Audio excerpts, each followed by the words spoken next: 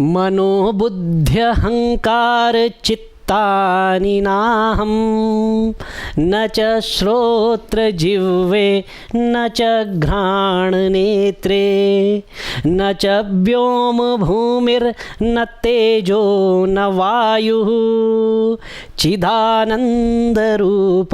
शिवोऽहं शिवोऽहम।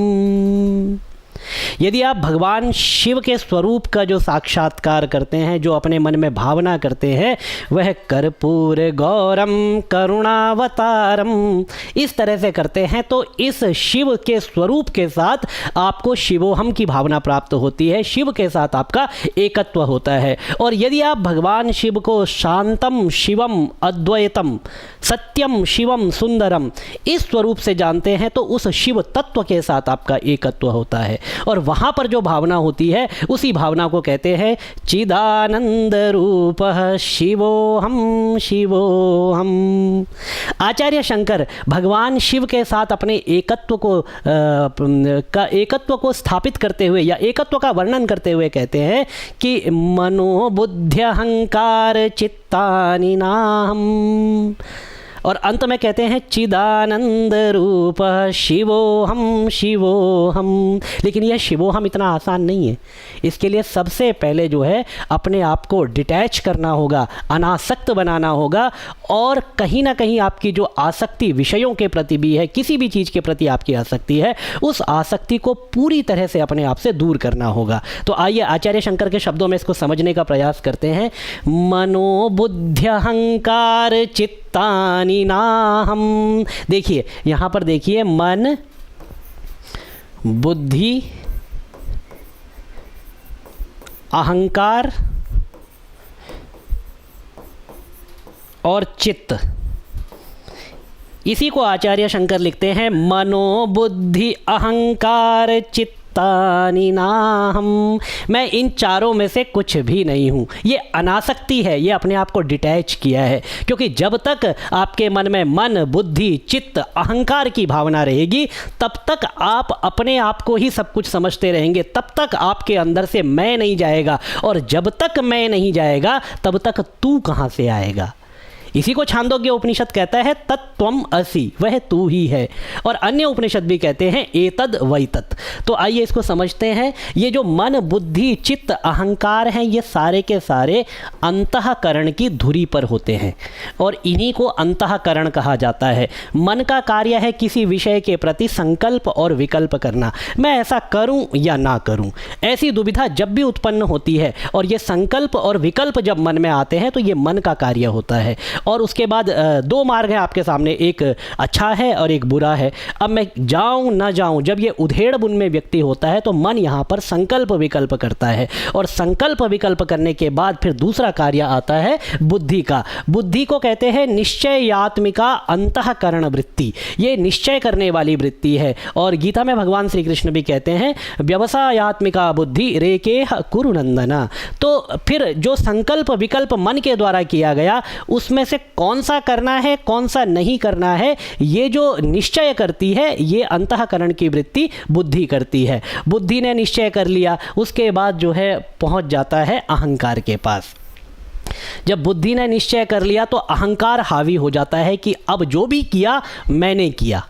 वहाँ पर वह किसी दूसरे की सत्ता को स्वीकार नहीं करता। इसीलिए भगवान श्री कृष्ण गीता में कहते हैं अहंकार विमूढ़ात्मा कर्ताहमिति मन्यते। जो अहंकार में विमूढ़ आत्मा होता है, विमूढ़ व्यक्ति होता है, वह प्रत्येक कार्य का कर्ता अपने आप को स्वयं को मानने लगता है, और उसके बाद चित्त में जाकर के यह स्थित हो जाता है। और फिर चित्त में जब यह स्थित हो जाता है, ये मैं, ये अहंकार जब चित्त में स्थित हो जाता है, तो चित्त फिर वैसी ही वृत्ति का अनुसरण करने लगता है।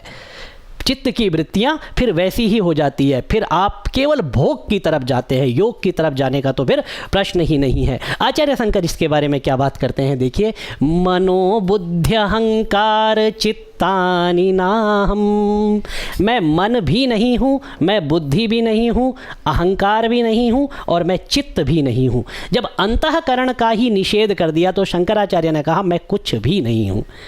ठीक है, आपका अंतःकरण का निषेध कर दिया, तो आपको शिवोहम की प्राप्ति हो जाएगी, आप शिव के साथ अपना एकत्व स्थापित कर लेंगे। बोले नहीं, अभी और बाकी है। न च श्रोत्र जिह्वे न च घ्राण नेत्रे। श्रोत्र कहते हैं कान को, जिह्वा कहते हैं जीभ को। मैं इधर उधर की बातें सुनूं, मैं चुगलियां सुनूं, मैं जा कर के जो मेरे कार्य का नहीं है, मेरे मतलब का नहीं है, मैं वो भी जा कर के सुनूं, ये मतलब कानों को उनके विषयों के प्रति आसक्त करना है। और मैं केवल अपने जो मुझे आवश्यक है मैं वह सुनूं, उसके अतिरिक्त मैं कुछ ना सुनूं। जो ज़रूरत होगी वह मुझे सुनना चाहिए। ये अपने आप को अनासक्त करना है। इसी तरह से जिह्वा जो आवश्यक है उसका स्वाद ले, अनावश्यक का स्वाद लेगी तो वो शरीर के लिए भी और आत्मा के लिए भी, दोनों के लिए घातक हो जाते हैं। क्योंकि यदि आवश्यकता से अधिक मीठा खाया तो डायबिटीज़, आवश्यकता से अधिक भोजन किया तो फूड पॉइजनिंग या और भी तरह की बीमारियां हो जाती है। इसीलिए नियत जितना आवश्यक है उतना लेना। अपने इंद्रियों को विषयों के प्रति भागने नहीं देना, बल्कि उनको नियंत्रित करके रखना। तो आचार्य शंकर कहते हैं कि मैं श्रोत्र भी नहीं हूँ, मैं जिह्वा भी नहीं हूँ, मैं घ्राण, मैं नासिका जो मैं गंध लेता हूँ, सुगंध लेता हूँ, मैं वह भी नहीं हूँ। और रूप, चक्षु जो है जहाँ चाहेगी रूप को देखना चाहेगी, लेकिन देखना वो चाहिए जो मेरे लिए आवश्यक है, मैं सिर्फ उसको देखूं। उसके अतिरिक्त मुझे क्या आवश्यक है मैं अपने काम पे ध्यान दूं, इधर उधर देखने से मुझे क्या मिलेगा।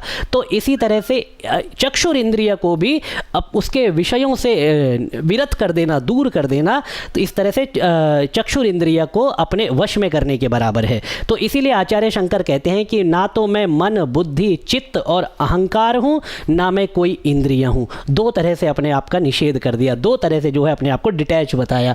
आगे कहते हैं, अब देखिए सबसे ज़्यादा बड़ी बात, शरीर का निषेध नहीं किया जा सकता, क्योंकि शरीर धर्म कर्म का माध्यम है।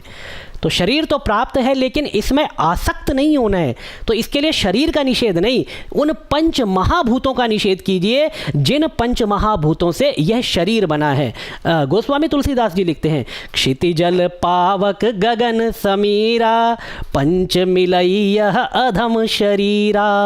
अच्छा, शरीर को देखिए वो भी अधम बताते हैं। तो इसीलिए आचार्य शंकर कहते हैं, न च व्योम भूमिर न तेजो न वायु। मैं व्योम, मैं आकाश भी नहीं हूँ, पंच महाभूतों में से एक का निषेध। मैं भूमि, मैं पृथ्वी भी नहीं हूँ, ना तो मैं अग्नि हूँ, तेज का निषेध, और ना मैं वायु हूँ। फिर बोला तुमने इंद्रियां भी नहीं हो, तुम शरीर भी नहीं हो, और तुम अंतःकरण भी नहीं हो, क्योंकि सबसे पहले आपने मनोबुद्धि अहंकार चित्तानि नाहम् ऐसे कह करके अपने अंतःकरण का निषेध किया है। तो फिर तुम क्या हो? आचार्य शंकर उत्तर देते हैं, चिदानंद रूपः, मैं सत्य चित और आनंद स्वरूप हूँ। शिवोहम शिवोहम, तुम्हारी भावना कैसी है? तो कहते हैं मैं केवल शिव हूँ, मैं केवल शिव हूँ, इसके अतिरिक्त मेरी कोई दूसरी पहचान नहीं है। चिदानंद रूपः शिवोहम शिवोहम।